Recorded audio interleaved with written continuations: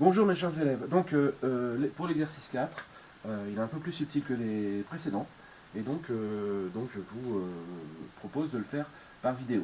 Donc on a une fonction dont on a le tableau de variation, on peut en déduire l'ensemble de définitions, moins 4, 3. Ici certaines images, on sait en plus que f de 0 est égal à 1, donc on va pouvoir l'insérer dans le tableau de variation, et f de 0,5 est égal à 4.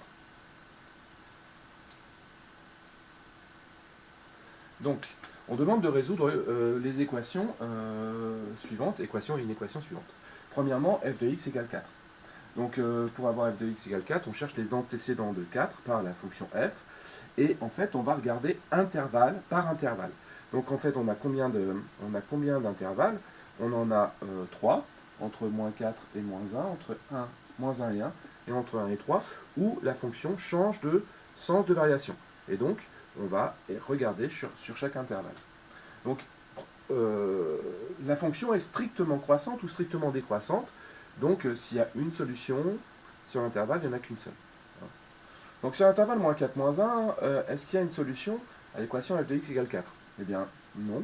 On voit que la valeur maximale, c'est 1. Donc, on a forcément f de x qui est inférieur strictement à 4 sur l'intervalle moins 4, 1. Donc, pas de solution. Sur l'intervalle moins 1, 1, est-ce qu'il y a des solutions à l'équation f de x égale 4? Eh bien, on en voit une, f de x égale 4, lorsque x égale 0,5. Est-ce que c'est la seule sur cet intervalle? Oui. Pourquoi? Parce que si on imagine un nombre un tout petit peu plus grand que 0,5, comme la fonction est strictement croissante, eh bien, l'image est strictement supérieure à l'image de 0,5. Donc, ça sera supérieur à 4. Et puis, si c'est compris entre 0,5, entre 0 et 0,5, ici, eh bien, voilà, on n'en a pas non plus. Donc la fonction admet une unique, 4 admet un unique antécédent sur l'intervalle moins 1, 1, et sur l'intervalle 1, 3, eh bien on voit que l'antécédent de 4 est 3. Il n'y en a qu'un seul aussi. Donc comme on a un nombre fini de solutions, on met des accolades, et donc ça fait 0,5 et 3. Voilà. Deuxième équation, une équation, on doit résoudre f de x supérieur strictement à 4. Donc, sur les intervalles entre moins 4 et 0,5, il n'y a pas de solution. Sur moins 4, moins 1, le maximum c'est 1. Sur moins 1, 0,5, le maximum c'est 4, la valeur maximale. Et quand est-ce que c'est supérieur à 4? Eh bien, quand x est compris entre 0,5 et 1, f de x, si x est compris entre 0,5 et 1, eh bien f de x est compris entre 4 et 5, donc ça me convient. Et d'autre part, si x est compris entre 1 et 3, attention, la fonction est décroissante, f de x est comprise entre f de 3 et f de 1, c'est-à-dire f de x, on ne voit plus, f de x est compris aussi entre 4 et 5. Donc forcément, sur l'intervalle 1, 3, c'est aussi supérieur à 4. Ce qui veut dire que l'ensemble des solutions, c'est entre 0,5 et 3. Alors, est-ce que je prends 0,5? Eh bien là, il faut bien lire le sens de l'inégalité. C'est une inégalité au sens strict, donc on ne veut pas le 4.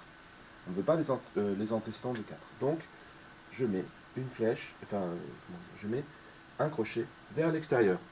Donc voilà pour l'inégalité f de x supérieure à 4.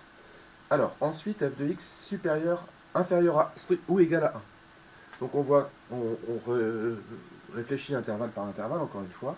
Entre moins 4 et moins 1, les fonctions, si x est compris entre moins 4 et moins 1, la fonction est décroissante, c'est-à-dire que f de x est dans ce sens-là, entre 1 et moins 1. Bon, ce qu'on écrit dans l'ordre croissant, f de x compris entre moins 1 et 1, tout simplement. Donc oui, sur l'intervalle moins 4, moins 1, toutes les images sont inférieures à 1.